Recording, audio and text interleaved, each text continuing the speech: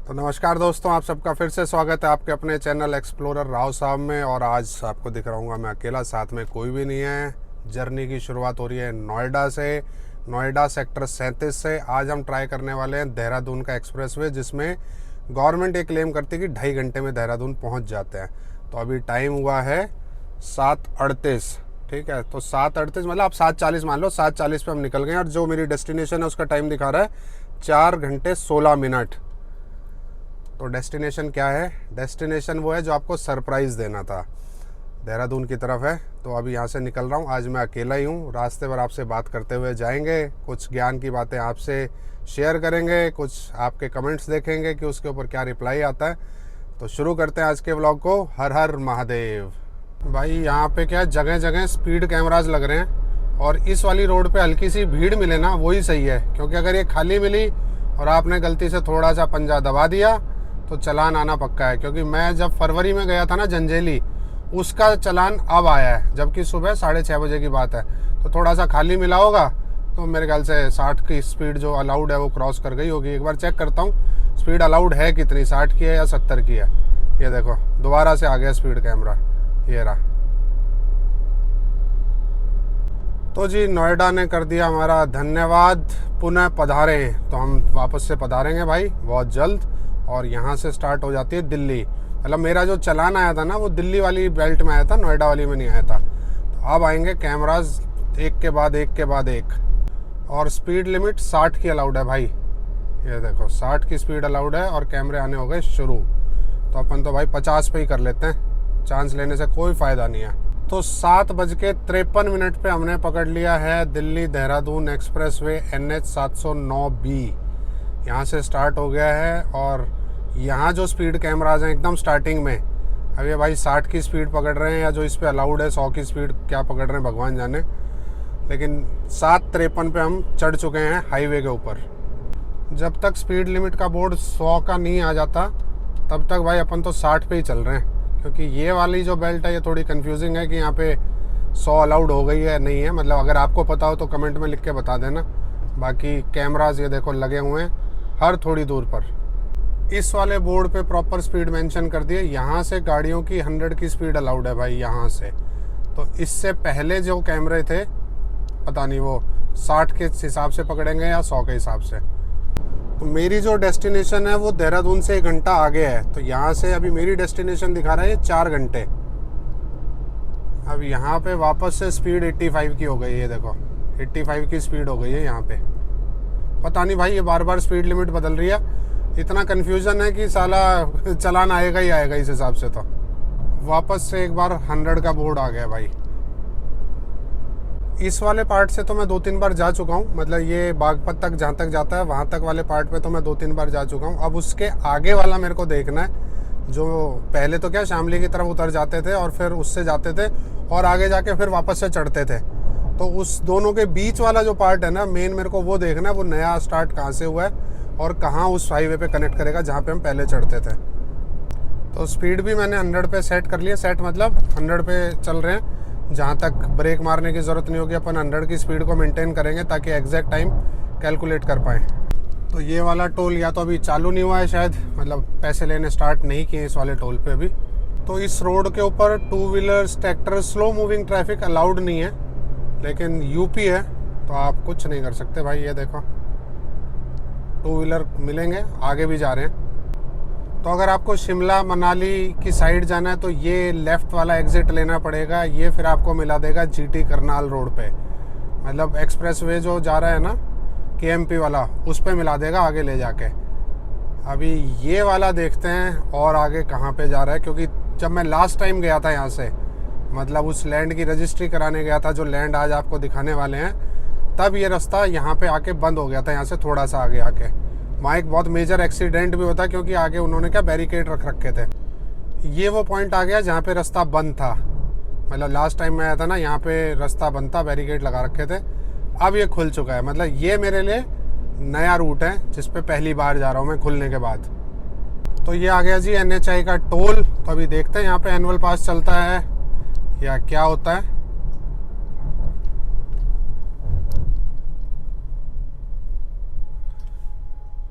खुल जा SIM SIM. खुल गया भाई। तो एनुअल पास ही चला होगा मेरे हिसाब से। तो अभी एक सीरीज़ देखी है मैंने, सपने वर्सेस एवरीवन। मेरे ख्याल से आप में से भी बहुत लोगों ने देखी होगी, बहुत सारे लोगों ने हो सकता है ना भी देखी हो। उसमें एक डायलॉग है कि उम्र भर ख्याली भूतों से अगर मैं ना डरता, या खुदा क्या जोर से जीता, क्या चैन से मरता। बहुत अच्छा डायलॉग है। मतलब ये जो ख्याली भूत होते हैं ना भाई, ये एक्चुअली आपको ज़िंदगी भर डराते हैं। मतलब छोटे होते हैं, पढ़ाई कर रहे होते हैं स्कूल में, तब ये डर लगता है कि नंबर कम आए तो घर में जाके कुटाई होएगी, ठीक है, तो डर लगता रहता है हमेशा।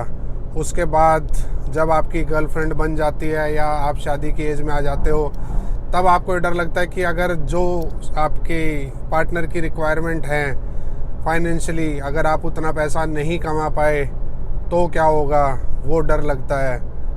इन सारे डर के पीछे फिर आपके बच्चे हो जाते हैं, फिर उनकी एक्सपेक्टेशन होती है कि उनको कैसी लाइफ चाहिए, वो आप उनको दे पाओगे कि नहीं दे पाओगे।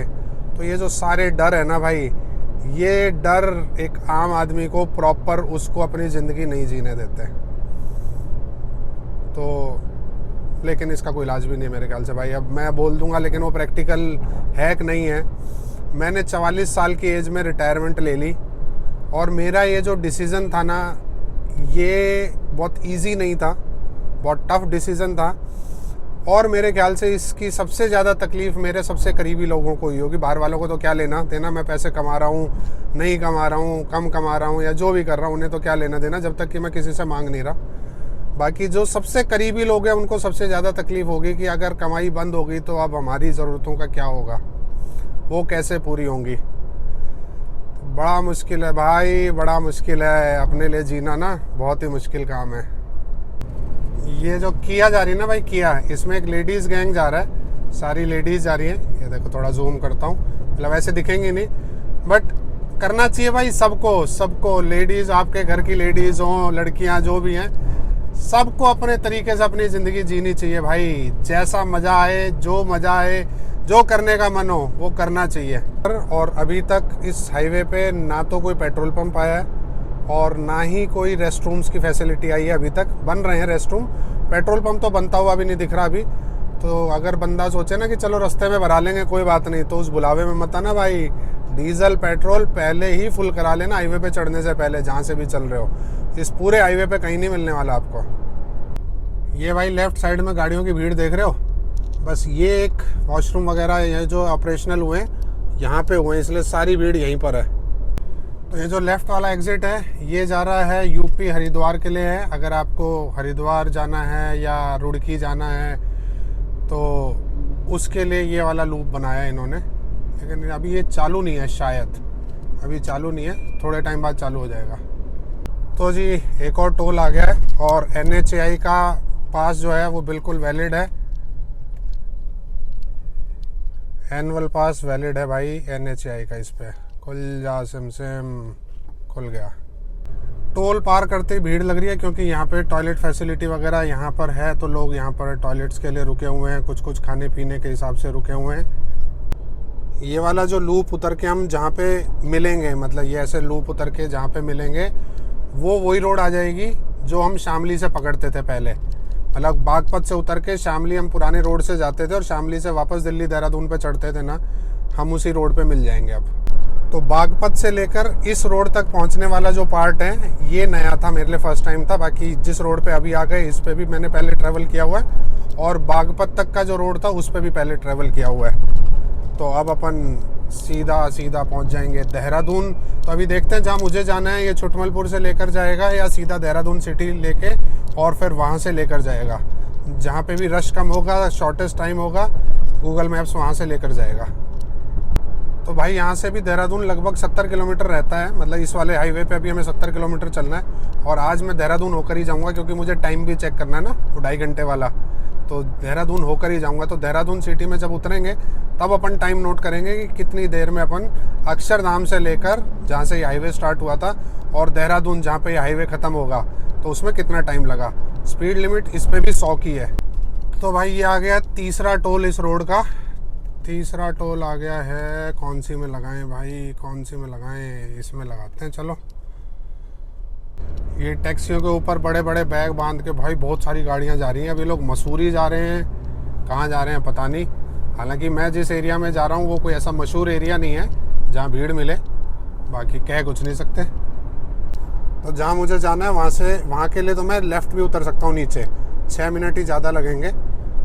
यहाँ से नीचे उतर के वाया छुटमलपुर यहाँ से भी जा सकता हूँ, बट अभी फ़िलहाल मैं जा रहा हूँ बिल्कुल सीधा। ये देखो, देहरादून तक तो जाके दिखाऊंगा ही भाई कि एग्जैक्ट टाइम कितना लग रहा है। तो भाई ये आ गया चौथा टोल आ गया।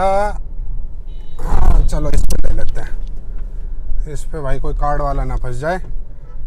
तो 4 टोल आ गए अभी तक।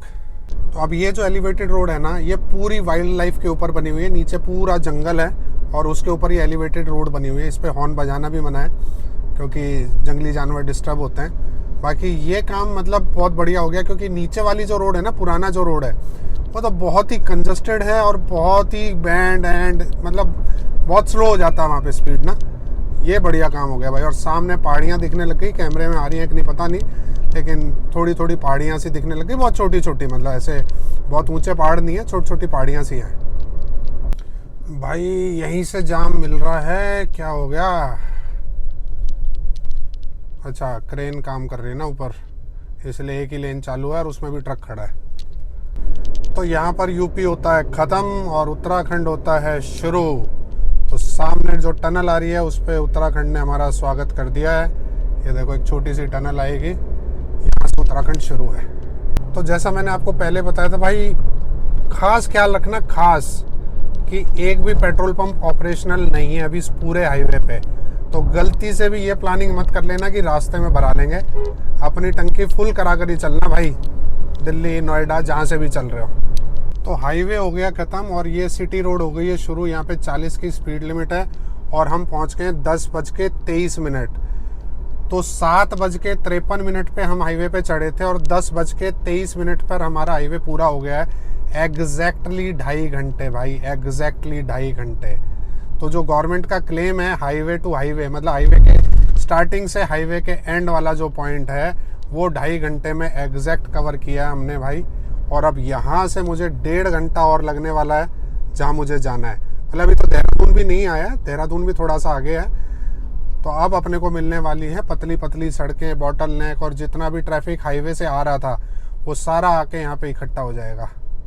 तो वो जो फास्ट स्पीड वाला जो ट्रैफिक आ रहा था फुल हाईवे पे, फुल 100 की स्पीड से आ रहा था, वो यहाँ आके जब बॉटल नेक बनता है तो यहाँ आके स्टक हो जाता है और यहाँ पे मिलता है आपको जाम। ये देखो लाल दिख रहा है ना, तो यहाँ पे मिलता है आपको जाम। सॉरी मोदी जी, आपके मना करने के बाद भी मैंने 2 बार टंकी फुल करा ली। एक बार कल कराई थी, एक बार आज करा लिया। क्या करें भाई, ज़रूरी है ना मोदी जी, सारी बात नहीं मान सकते ना आपकी।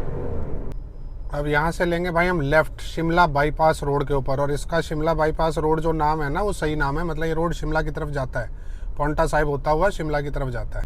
तो ये जहाँ से मैं मुड़ रहा हूँ, ये रास्ता मसूरी के लिए भी है और 4 धाम यात्रा के लिए भी यही रास्ता है। और अभी 4 धाम यात्रा चल रही है इन दिनों, तो वो भी एक कारण हो सकता है भीड़ का। तो ये सीधा रास्ता तो चला गया भाई हिमाचल की तरफ, पौंटा साहिब शिमला, और राइट में जा रहा है 4 धाम की तरफ। हमें मुड़ना है राइट, यहाँ से राइट मुड़ते ही फिर लेफ़्ट सर्विस रोड पे लेना है।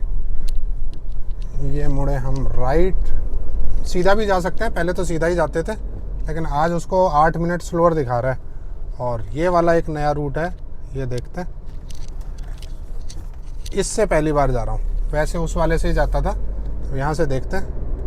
अच्छा, वो जो पुल पे काम चल रहा था इस वजह से वो ऐसे लेफ़्ट दिखा रहा था, बाकी यही रास्ता जा रहा है जो पौंटा साहिब और शिमला जा रहा है। तो इस रास्ते पे हमें जाना है लगभग 8 किलोमीटर। तो जी जंगल वाला रास्ता हो गया है शुरू और यहाँ से चढ़ाई भी हल्की हल्की शुरू हो गई है। मतलब बहुत ज़्यादा हाइट गेन नहीं करेंगे हम, लेकिन फिर भी थोड़ी तो चढ़ाई चढ़ेंगे ही। लेकिन रास्ता देखो भाई, अभी तो फुल धूप निकली हुई है, टेम्परेचर भी गाड़ी ने 40 डिग्री दिखा रखा है। बाकी वहाँ जाके देखते हैं कि अपने जयपुर में जो गर्मी लगती है, नोएडा में जो गर्मी लगती है, और यहाँ में क्या फ़र्क है।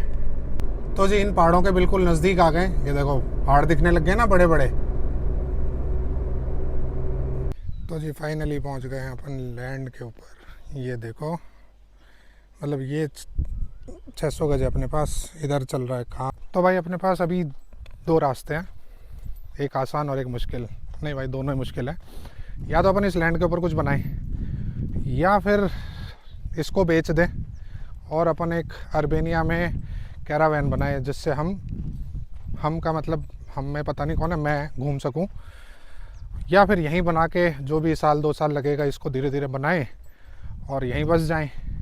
क्या करना चाहिए आपके हिसाब से, कमेंट करके बताना। लोकेशन आपको दिखा देता हूँ, देखो सामने की लोकेशन, ये सामने पहाड़ियाँ दिखाई दे रही है, पूरा ग्रीन एरिया है। अभी तो मैं थोड़ा सा ऊपर की तरफ आया था। ये खड़ी अपनी गाड़ी और लैंड है यहाँ पे नीचे वाली, तो 2 मंजिल करके यहाँ बनानी पड़ेगी, यहाँ पे 2 मंजिल करके बनानी पड़ेगी। तो भाई आज हमने क्या, एक लाइट तो लगा दी अपने यहाँ पे ताकि अंधेरा ना रहे। तो जी अपनी साइट का काम निपटाने के बाद मैं आ गया हूँ जहाँ मैंने आज का स्टे रखा है। ये अपनी गाड़ी खड़ी हुई है और ये पूरा कॉटेज है। मैं अकेला ही हूँ, मेरे साथ कोई नहीं है, फिर भी पूरा कॉटेज अपने पास है। सामने ये गार्डन बना हुआ है, ये थोड़ा सा गार्डन बना हुआ है। अंदर से आपको दिखाता हूँ।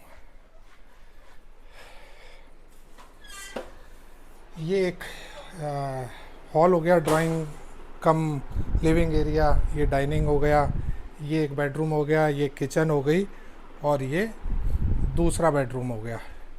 तो कुछ ऐसा स्टे है आज का। मतलब अगर साथ में और भी लोग होते तो अपन यहाँ अकोमोडेट कर सकते हैं, बट मैं अकेला हूँ तो ठीक है, आज अकेले ही सही। भाई शाम होते होते मौसम ठीक होने लग जाता है यहाँ पे, शाम अच्छी हो जाती है। मतलब अभी गर्मी बिल्कुल ख़त्म हो गई है, धूप में भी गर्मी नहीं रही है इस टाइम, और धूप जाती तो बिल्कुल बढ़िया हो जाएगा, मतलब ठंडा हो जाएगा। बाकी दिन गर्म है तो ठीक है भाई, दिन के 1-2 घंटे एसी चला लो, बाकी सुबह और शाम तो अच्छा है ही। और ये जो जगह है यहाँ पे भी 4-5 कॉटेजेस बने हुए हैं ये तो। और यहाँ से कुछ नज़ारा, पीछे पहाड़ देखोगे ना आप, ये देखो मैं दिखाता हूँ, ये देखो पीछे ये पहाड़, ये अपने वहाँ से भी दिखाई देते हैं सारे। और अपने यहाँ से तो और बड़ा व्यू आता है सामने की तरफ, मतलब हमारा जो लैंड है ना वो उसका फेस इस तरफ है। तो शाम के 7:15 बजे हैं और भाई खाना अपना हो गया है रेडी। आलू बीन्स की सब्जी और रोटी। तो एक काम करते हैं, आज खाते हैं टाइम से खाना, उस टाइम पे जिस टाइम पे आज तक कभी नहीं खाया। भाई खाना खाने के बाद जो वॉक करना है ना वो पॉसिबल यहीं हो सकता है, जयपुर नोएडा में तो नहीं हो सकता, क्योंकि वहाँ जो गर्मी है ना उसमें तो पॉसिबल ही नहीं है। तो यहाँ प्लेजेंट वेदर हो गया, खाना खा लिया मैंने 7:15 बजे और अब निकला हूँ एक वॉक पे। और घुप अंधेरा सामने है, देखो बिल्कुल घुप अंधेरा, सिर्फ सड़क के रिफ्लेक्टर चमक रहे हैं बस।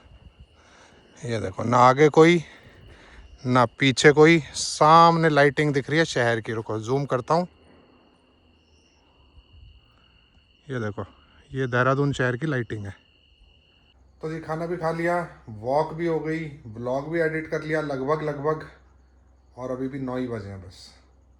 तो सब कर लिया और 9 बजे हैं बस। तो एक काम करते हैं भाई, व्लॉग को लगाते हैं अपलोडिंग पे और मैं सोता हूँ, क्योंकि सुबह भी थोड़ा जल्दी उठ गया था। कल रात को भी साउंड स्लीप नहीं आई थी, आज देखते हैं कैसी नींद आती है।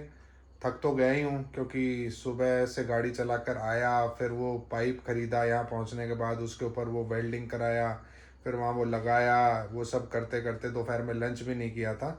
तो सब दिन ऐसा ही रहा। तो अब हो सकता है नींद अच्छी आ जाए। तो अगर व्लॉग में मज़ा आए तो वीडियो को लाइक और शेयर कर देना। चैनल पर पहली बार आए हो तो सब्सक्राइब कर देना, सब्सक्राइब कर दिया करो यार, क्या जाता है। मिलते हैं आपको कल के एक तरोताज़ा व्लॉग में। Till then good night and good bye.